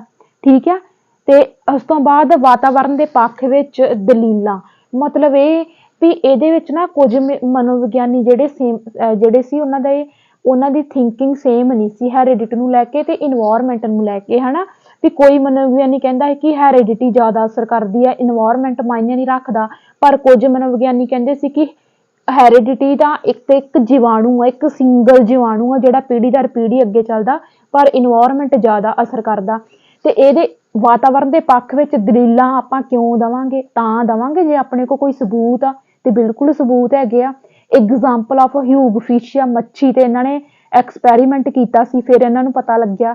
ਫਿਰ ਇਹਨਾਂ ਨੇ ਫਰੂਟ ਫਲਾਈ ਮੱਖੀ ਤੇ ਜਿਹੜਾ ਸੀਗਾ ਐਕਸਪੈਰੀਮੈਂਟ ਕੀਤਾ ਸੀ। ਰਾਮੂ ਵਾਲਫ ਬॉय ਸੀਗਾ ਹਨਾ, ਉਹਦੇ ਤੇ ਪ੍ਰਯੋਗ ਕੀਤਾ ਸੀ। ਕੁੜੀਆਂ ਸੀਗੀਆਂ ਦੋ ਭੈਣਾਂ, ਅਮਲਾ ਤੇ ਕਮਲਾ। ਆਹ ਤੇ ਬਹੁਤ ਦਰਦਨਾਕ ਸਟੋਰੀ ਆ, ਮੈਂ ਤੁਹਾਨੂੰ ਸੁਣਾਉਣੀ ਆ। ਅਮਲਾ ਤੇ ਕਮਲਾ ਕੀ ਸੀਗੀ? ਅਮਲਾ ਤੇ ਕਮਲਾ ਜਿਹੜੀਆਂ ਸੀਗੀਆਂ ਨਾ, ਦੋ ਭੈਣਾਂ ਸੀ। ਇੱਕ 9 ਸਾਲ ਦੀ ਸੀਗੀ ਤੇ ਇੱਕ 2 ਸਾਲ ਦੀ ਸੀਗੀ ਹਨਾ। ਮਤਲਬ ਬਰਥ ਤੋਂ ਬਾਅਦ ਉਹਨਾਂ ਨੂੰ ਜੰਗਲ ਦੇ ਵਿੱਚ ਛੱਡ ਦਿੱਤਾ ਗਿਆ ਹਨਾ। ਮਤਲਬ ਜੰਗਲ ਦੇ ਵਿੱਚ ਵੀ ਉਹਨਾਂ ਨੂੰ ਕਿਹੜੀ ਜਗ੍ਹਾ ਤੇ ਛੱਡ ਦਿੱਤਾ ਗਿਆ? ਜਿੱਥੇ ਭੇੜੀਏ ਸੀਗੇ ਹਨਾ। ਤੇ ਮਤਲਬ ਇਹਦੀ ਮੈਂ ਤੁਹਾਨੂੰ ਪੂਰੀ ਸਟੋਰੀ ਵੀ ਸੈਂਡ ਕਰੂੰਗੀ ਟੈਲੀਗ੍ਰਾਮ ਤੇ। ਅੱਜ ਵੀ ਬਹੁਤ ਫੇਮਸ ਆ, ਬਹੁਤ ਹੀ ਦਰਦਨਾਕ ਸਟੋਰੀ ਜਿਹੜੀ ਅਮਲਾ ਕਮਲਾ ਦੀ। ਤੇ ਇਹ ਜੰਗਲ ਦੇ ਵਿੱਚ ਭੇੜੀਆਂ ਦੇ ਨਾਲ ਰਹਿਣ ਲੱਗੀਆਂ ਜੰਗਲ ਦੇ ਵਿੱਚ। ਇਹ ਤਾਂ ਨਾ ਇਨਸਾਨਾਂ ਦੇ ਵਾਂਗ ਤੁਰ ਸਕੀਆਂ, ਨਾ ਇਨਸਾਨਾਂ ਦੇ ਵਾਂਗ ਖਾ ਪੀ ਸਕੀਆਂ, ਭਾਸ਼ਾ ਦੇ ਬਹੁਤ ਦੂਰ ਦੀ ਗੱਲ। ਇਹ ਤੁਰਦੀਆਂ ਵੀ ਭੇੜੀਏ ਦੇ ਵਾਂਗੂ ਹੀਗਾ, ਮਤਲਬ ਗੋਡੇ ਥੱਲੇ ਲਾ ਕੇ ਏਦਾਂ ਤੁਰਦੀਆਂ ਸੀਗੀਆਂ ਭੇੜੀਏ ਵਾਂਗੂ। ਤੇ ਇੱਥੋਂ ਤੱਕ ਕਿ ਆਵਾਜ਼ਾਂ ਵੀ ਭੇੜੀਆਂ ਦੀਆਂ ਕੱਢਦੀਆਂ ਸੀਗੀਆਂ ਇਹ। ਠੀਕ ਆ, ਜਿੱਦਾਂ ਡੌਗ ਨਹੀਂ ਖਾਣਾ ਖਾਂਦੇ, ਜਿੱਦਾਂ ਆਪਾਂ ਕੁੱਤਿਆਂ ਨੂੰ ਘਰੇ ਰੋਟੀ ਪਾਉਣੇ ਏਦਾਂ ਖਾਣਾ ਖਾਂਦੀਆਂ ਸੀਗੀਆਂ ਇਹ। ਠੀਕ ਆ, ਕੱਚਾ ਮਾਸ ਜੋ ਭੇੜੀਏ, ਜੋ ਮਤਲਬ ਗੰਦ ਪੇੜ ਜੋ ਵੀ ਭੇੜੀਏ ਖਾਂਦੇ ਸੀ, ਇਹ ਉਹੀ ਖਾਈ ਜਾਂਦੀਆਂ ਸੀਗੀਆਂ ਅਮਲਾ ਤੇ ਕਮਲਾ। ਕਿਉਂਕਿ ਉਹਨਾਂ ਨੂੰ ਇਨਵਾਇਰਮੈਂਟ ਨਹੀਂ ਮਿਲਿਆ। ਤੇ ਇੱਥੋਂ ਹੀ ਐਕਸਪੈਰੀਮੈਂਟ ਹੋਇਆ ਵੱਡਾ ਕਿ ਹੈਰੀਡਿਟੀ ਨਾਲੋਂ ਇਨਵਾਇਰਮੈਂਟ ਜ਼ਿਆਦਾ ਅਸਰ ਕਰਦਾ।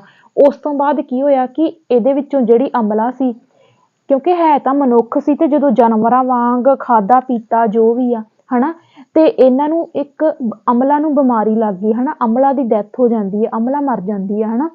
ਤੇ ਜਦੋਂ ਅਮਲਾ ਮਰ ਜਾਂਦੀ ਹੈ ਤੇ ਕਮਲਾ ਤੇ ਬਹੁਤ ਇਸ ਚੀਜ਼ ਦਾ ਜਿਹੜਾ ਵਾ ਅਸਰ ਹੁੰਦਾ, ਮਤਲਬ ਕਿ ਉਹ ਸਟਰੈਸ ਲੈ ਜਾਂਦੀ ਹੈ ਜਦੋਂ ਅਮਲਾ ਏਦਾਂ ਹੋ ਜਾਂਦੀ ਹੈ ਹਨਾ।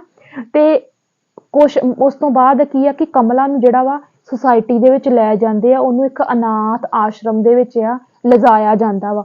ਉੱਥੇ ਹੌਲੀ ਹੌਲੀ ਉਹਨੂੰ ਇਨਸਾਨਾਂ ਵਾਲਾ ਇਨਵਾਇਰਮੈਂਟ ਮਿਲਦਾ ਵਾ ਕਮਲਾ ਨੂੰ, ਕਿਉਂਕਿ ਅਮਲਾ ਤਾਂ ਪਹਿਲਾਂ ਹੀ ਮਰ ਜਾਂਦੀ ਆ। ਤੇ ਕਮਲਾ ਨੂੰ ਹੌਲੀ ਹੌਲੀ ਇਨਵਾਇਰਮੈਂਟ ਮਿਲਦਾ ਇਨਸਾਨਾਂ ਵਾਲਾ ਹਨਾ। ਤੇ ਕਿਤੇ ਦੂਜਿਆਂ ਦੀ ਭਾਸ਼ਾ ਵੀ ਹੌਲੀ ਹੌਲੀ ਸਮਝਣ ਲੱਗ ਗਈ ਸੀ, ਇਨਸਾਨਾਂ ਵਾਂਗੂ ਖਾਣਾ ਖਾਣ ਲੱਗ ਗਈ ਸੀ। ਤੇ ਪਹਿਲਾਂ ਤੇ ਕਮਲਾ ਨੂੰ ਜਦੋਂ ਅਨਾਥ ਆਸ਼ਰਮ ਦੇ ਵਿੱਚ ਜਾ ਕੇ ਇਹਨਾਂ ਨੇ ਕੱਪੜੇ ਪਾਏ ਸੀ ਨਾ, ਤੇ ਮਤਲਬ ਕਿ ਉਹਨਾਂ ਨੂੰ ਪਤਾ ਹੀ ਨਹੀਂ ਸੀ ਵੀ ਕੱਪੜੇ ਵੀ ਪਾਈਦੇ, ਕਿਉਂਕਿ ਉਹਨਾਂ ਨੂੰ ਪਤਾ ਹੀ ਨਹੀਂ ਸੀ ਕਿ ਅਸੀਂ ਮਨੁੱਖ ਹਾਂ, ਕਿਉਂਕਿ ਉਹ ਤਾਂ ਜਾਨਵਰਾਂ ਦੇ ਵਿੱਚ ਰਹੀਆਂ ਸੀ ਨਾ। ਤੇ ਕਮਲਾ ਨੂੰ ਜਦੋਂ ਉਹਨਾਂ ਨੇ ਅਨਾਥ ਆਸ਼ਰਮ ਦੇ ਵਿੱਚ ਲਿਆ ਕੇ ਕੱਪੜੇ ਪਾਏ ਤੇ ਉਹ ਕੱਪੜੇ ਵੀ ਆਪਣੇ ਪਾੜ ਕੇ ਸੁੱਟ ਦਿੰਦੀ ਸੀ। ਠੀਕ ਆ, ਤੇ ਮਤਲਬ ਹੌਲੀ ਹੌਲੀ ਜਿਹੜਾ ਸੀਗਾ ਅਨਾਥ ਆਸ਼ਰਮ ਵਾਲੇ ਸੀ, ਉਹਨਾਂ ਨੇ ਬਹੁਤ ਕਮਲਾ ਨੂੰ ਬਚਾਉਣ ਦੀ ਕੋਸ਼ਿਸ਼ ਕੀਤੀ, ਉਹਨੂੰ ਸਿਖਾਇਆ ਹਨਾ। ਹੌਲੀ ਹੌਲੀ ਉਹ ਮਤਲਬ ਜਿਵੇਂ ਉਹ ਡਿਵੈਲਪਮੈਂਟ ਵੱਲ ਵੱਧ ਰਹੀ ਸੀ ਹਨਾ, ਖਾਣਾ ਆ ਗਿਆ ਇਨਸਾਨਾਂ ਦੀ ਤਰ੍ਹਾਂ। ਹੌਲੀ ਹੌਲੀ ਦੂਜਿਆਂ ਦੀਆਂ ਭਾਸ਼ਾ ਨੂੰ, ਜਿਹੜੇ ਅਨਾਥ ਆਸ਼ਰਮ ਦੇ ਵਿੱਚ ਬਾਕੀ ਬੱਚੇ ਸੀ, ਉਹਨਾਂ ਦੀਆਂ ਗੱਲਾਂ ਨੂੰ ਹੌਲੀ ਹੌਲੀ ਸਮਝਣ ਲੱਗ ਗਈ। ਤੇ ਪਰ ਇੱਥੋਂ ਤੱਕ ਵੀ ਅੱਗੇ ਤੱਕ ਉਹ ਪਹੁੰਚਦੀ ਤੇ ਕਮਲਾ ਦੀ ਜਿਹੜੀ ਆ ਉਹਨੂੰ ਕਿਸੇ ਬਿਮਾਰੀ ਦੇ ਨਾਲ ਕਮਲਾ ਦੀ ਵੀ ਡੈਥ ਹੋ ਜਾਂਦੀ ਹੈ, ਕਿਉਂਕਿ ਉਹਨਾਂ ਨੇ ਭੇੜੀਆਂ ਦੇ ਨਾਲ ਹੀ ਖਾਣਾ ਖਾਧਾ, ਸਭ ਕੁਛ ਕੀਤਾ ਜਾਨਵਰਾਂ ਦੀ ਤਰ੍ਹਾਂ। ਤੇ ਉਹਨਾਂ ਤੋਂ ਹੀ ਉਹਨਾਂ ਨੂੰ ਕੋਈ ਬਿਮਾਰੀ ਲੱਗ ਗਈ ਤੇ ਅਮਲਾ ਦੀ ਡੈਥ ਪਹਿਲਾਂ ਹੋ ਜਾਂਦੀ ਆ। ਤੇ ਕਮਲਾ ਦੀ ਡੈਥ ਜਿਹੜੀ ਆ ਉਹ ਅਨਾਥ ਆਸ਼ਰਮ ਦੇ ਵਿੱਚ ਜਾ ਕੇ ਹੁੰਦੀ ਆ। ਠੀਕ ਆ। 1920 ਵਿੱਚ ਜੇ.ਏ. ਸਿੰਘ ਨੂੰ ਬੰਗਾਲ ਦੇ ਜੰਗਲਾਂ ਵਿੱਚ ਮਤਲਬ ਕਿ 1920-21 ਦੀ ਗੱਲ ਆ ਇਹ ਜੇ.ਏ.ਐਲ. ਸਿੰਘ ਜਿਹੜਾ ਸੀਗਾ ਬੰਗਾਲ ਦੇ ਪੱਛਮੀ ਬੰਗਾਲ, ਠੀਕ ਹੈ, ਇੱਥੇ ਮੈਂ ਲਿਖਦੀ ਨਹੀਂ ਬੰਗਾਲ ਕੱਲਾ ਲਿਖਿਆ ਵਾ, ਸੌਰੀ, ਪੱਛਮੀ ਬੰਗਾਲ, ਠੀਕ ਹੈ, ਪੱਛਮੀ ਬੰਗਾਲ ਦੇ ਜੰਗਲਾਂ ਵਿੱਚ ਮਿਲੀਆਂ ਸੀਗੀਆਂ ਦੋਨੇ ਭੈਣਾਂ ਕਿਹਨੂੰ, ਜੇ.ਏ.ਐਲ. ਸਿੰਘ ਨੂੰ ਪੱਛਮੀ ਬੰਗਾਲ ਦੇ ਜੰਗਲਾਂ ਵਿੱਚ ਜਿਹੜੀਆਂ ਸੀਗੀਆਂ 1920 ਦਾ ਟਾਈਮ ਪੀਰੀਅਡ ਸੀ ਜਦੋਂ ਮਿਲੀਆਂ ਸੀ, ਤੇ ਕਮਲਾ ਦੀ ਡੈਥ 1921 ਦੇ ਵਿੱਚ ਹੁੰਦੀ ਆ।